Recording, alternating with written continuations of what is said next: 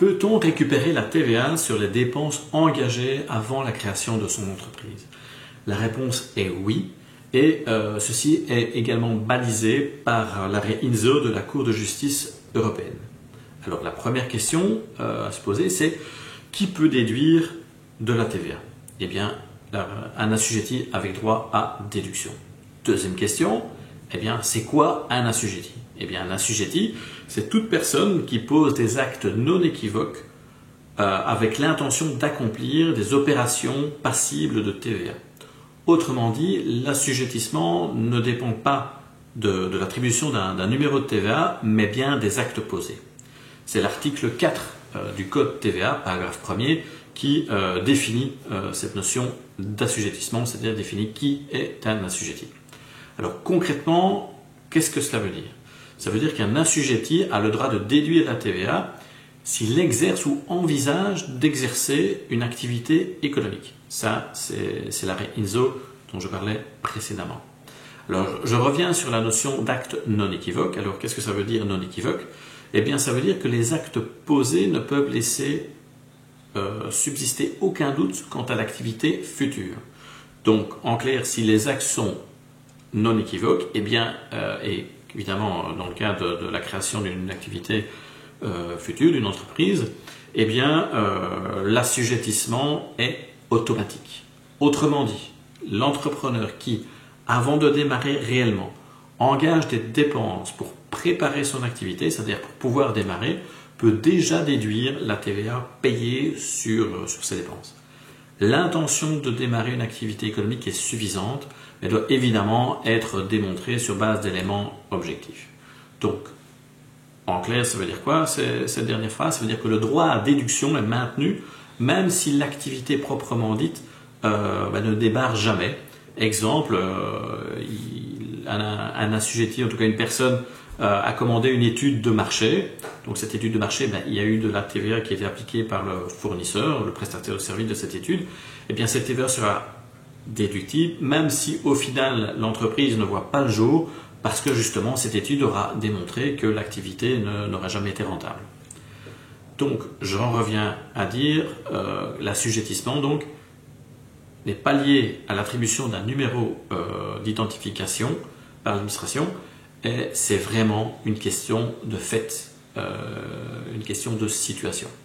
Alors, quelques actes non équivoques d'intention de, eh bien, par exemple, la constitution d'une société commerciale, dont l'objet social, par exemple, la livraison de biens ou la prestation de services visée par le code de la TVA, la reprise d'un fonds de commerce pour en assurer son exploitation ultérieure, l'élaboration d'un plan financier, d'un business plan, avoir eu des contacts avec un comptable, avec une caisse d'assurance sociale, dans le cas justement de la création de son entreprise.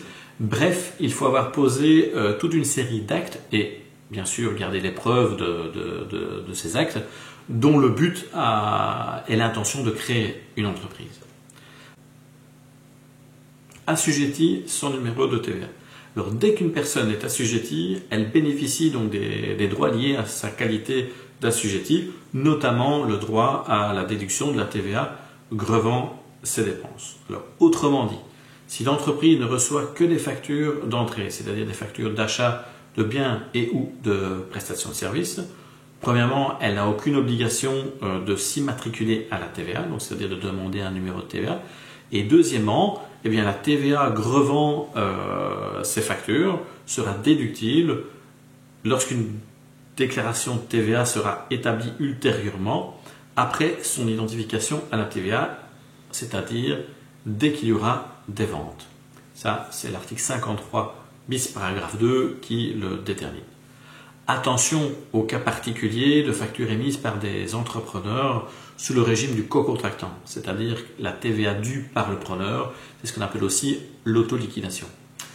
Alors, cette TVA due par le preneur implique une TVA due et donc une déclaration de commencement d'activité à envoyer préalablement à l'administration. Prenons l'exemple d'un boucher qui va commencer son activité. Avant de la commencer, effectivement, eh bien, il doit aménager un bâtiment. cet aménagement, probablement qu'il recevra des factures d'entrepreneurs, hein, le carreleur, le plombier, enfin, on peut tout imaginer.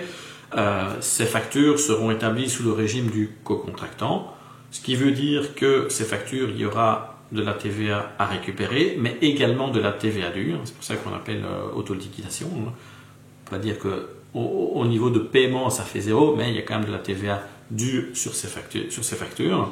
Et vu qu'il y a de la TVA due, eh bien, il faut alors demander son immatriculation à la TVA préalablement.